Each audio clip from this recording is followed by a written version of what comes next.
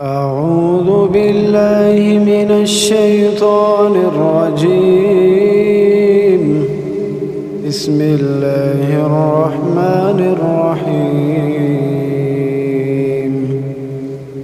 هل أتاك حديث الغاشية؟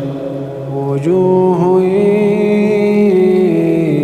يومئذ خاشعة عاملة ناصبة تصلى نارا حامية تسقى من عين آنية ليس لهم طعام إلا من ضريع لا يسمن ولا يغني من جوع وجوه يومئذ ناعمة لسعيها راضية في جنة عالية لا تسمع فيها لاغية فيها عين جارية فيها سرر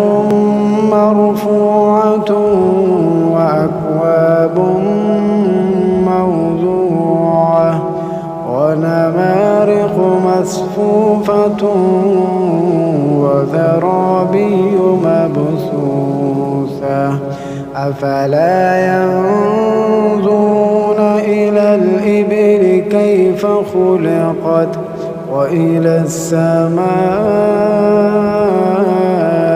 كيف رفعت وإلى الجبال كيف نصبت وإلى الأرض كيف سطحت فذكر إنما أنت مذكر لست عليهم بمسيطر إلا من تولى وكفر فيعذبه الله العذاب الأكبر إن إلينا إيابهم ثم إن علينا حسابهم.